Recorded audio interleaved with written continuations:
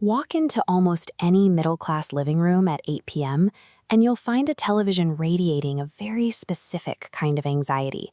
A business news anchor shouts over a flashing red ticker, treating market highs and lows with the breathless urgency usually reserved for natural disasters. In these rooms, a universal verdict is handed down with absolute certainty. The stock market is gambling. Everyone at the dinner table agrees, treating the phrase less like an opinion and more like an unshakable law of gravity. This ruling doesn't come from ignorance. It comes from protection. Parents who carefully budget rent and school fees learn to see unpredictable forces as direct threats to their hard-earned salary. They built this belief to guard the family from ruin. When a family spends decades surviving scarcity, any form of financial volatility looks like an existential threat. They teach the next generation to avoid the market entirely, inadvertently constructing a permanent ceiling over their future wealth. Look at the picture the media paints of the trading floor. Paper covers the ground, monitors flash violently, and exhausted brokers shout over each other. It provides perfect visual proof of a casino where fortunes are wiped out by noon. Now look at how ordinary families secure their income. People cling to the doors of a Mumbai local train, enduring a crushing physical grind just to guarantee a predictable monthly paycheck.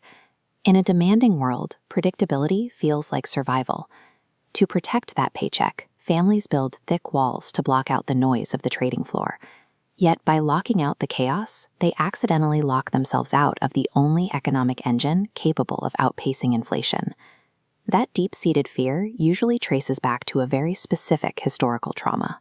Picture an uncle or a neighbor in the early 2000s, glued to a telephone handset, sweating over a fluctuating index chart. A single tip goes wrong, and a significant portion of the family's savings vanishes in an afternoon. That traumatic loss caused a lasting cognitive error. The family confused a terrible execution, checking prices daily and speculating on rumors, with a terrible concept. They mistook a bad trade for a bad idea. Because of that single painful event, a temporary panic hardened into a permanent 3-generation doctrine. Any discussion of equities or index funds was instantly shut down and equated with rolling dice in a back-alley gambling den. So the younger generation entering the workforce today doesn't actually inherit a true understanding of the stock market. They merely inherit the fright of a financial ghost. But step outside the home and look at the daylight-filled corporate corridors of places like BKC. The environment is entirely different.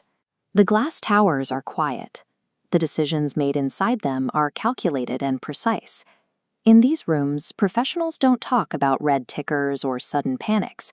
They speak the language of equity, margins, and ownership. They view the market as a mechanism to scale value. This chart shows exactly where the confusion lies. If you zoom in on a short time frame, you see erratic, violent daily swings. That is the noise. That is the speculative chaos the media feeds on. But watch what happens as the timeline zooms out to a decade. The jagged edges disappear into a steady, compounding upward curve. Wealthy individuals don't place frantic bets on those daily spikes. They use the market as a quiet registry to hold long-term, productive assets. The terrifying casino feared at the dinner table does not actually exist in the rooms where real wealth is built and managed. Back in the living room, once the television is turned off, a different wisdom emerges. It's the calm perspective of an older generation that has lived through decades of economic cycles without losing their nerve. They understand that money amplifies what is already present in a person. A fearful person with money becomes more controlling. And they know a harsher truth.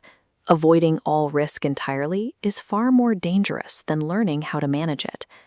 If you rely strictly on a monthly salary to survive, you pay a massive invisible cost.